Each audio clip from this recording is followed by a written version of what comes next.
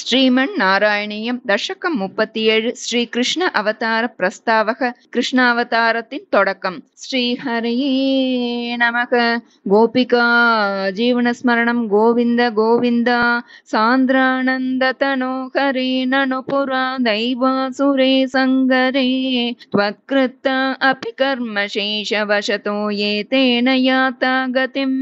तेषां भूतलजन्मनां दितिभुवां भारेण दूरादिता भूमिः प्राप विरिञ्चमाशितपदं देवैः पुरैव गतैः काकादुर्जन भूरिभारमतितां पातो निधौ पातुकाम् एतां पालय हन्त मे विवशतां सम्पृच्छ देवानि मान् इत्यादि प्रचुर प्रलाप विवशमालोक्य दाता महीं देवानां वदनानि वीक्ष्य परितो दद्यौ भवन्तं हरे ऊचे चाम्बुजभूरमूनयि सुरा सत्यं धरित्र्यावचो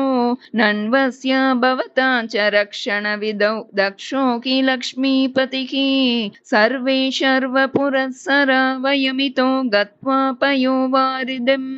नत्वा तं स्तुमहे जवादिति ययुः साकं तवाकेतनं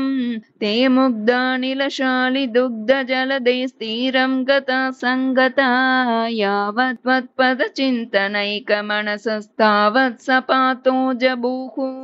त्वद्वाचं हृदये निशम्य सकलान् आनन्दयन्नोज्जीवान्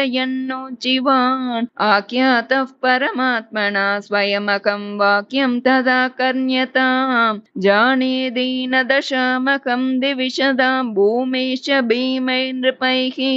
तत्क्षेपाय भवामि यादवकुले सोऽहं समग्रात्मना देवा वृष्णिकुले भवन्तु कलया देवाङ्गनाश्चावणौ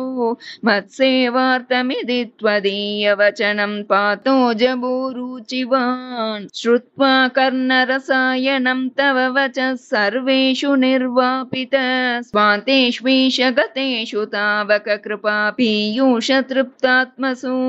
विख्याते मथुरापुरे किल भवत् सान्निध्य पुण्योत्तरे धन्यां देवकनन्दनामुदवहत् राजा स शूरात्मजः उद्वाहावसितौ तदीय सहजः कंसोत सम्मानयन् एतौ सूततया गतः पतिरते व्योमोत्तया त्वद्गिरा अस्यास्त्वामतिदुष्टमष्टमसुतो हन्तेति हन्तेरितः सन्त्रासात् स तु हन्तुमन्तिकगतां तन्वीं कृपाणीमदात् गृह्णानश्चिकुरेषु तां कलमति शौरेश्चिरं सान्त्वनैः नो मुञ्चन् पुनरात्मजार्पणगिरा प्रीतो तयातो गृहान् आद्यं त्वत्सहजं तथार्पितमपि स्नेहेन नाकन्नसौ दुष्टानामपि देवपुष्टकरुणा दुष्टा हि धीरे कदा तावत् त्वन्मनसैव नारदमुनिः प्रोचे स भोजेश्वरं यूयं नन्वसुरासुराशयदवो जानासि किं न प्रभो मायावी स हरिर्भवद्वद कृते भावी सुरप्रार्थनात् इत्याकर्ण्य यदो न दूदु न दसौ शौरेश सूनूनहन् प्राप्ते सप्तमगर्भतामहिपतौ त्वत्प्रेरणान् मायया नीते माधवरोहिणीं त्वमपि भो सच्चित्सुखैकात्मकः देवक्या जठरं विवेशित विभो संस्तूयमानः सुरैः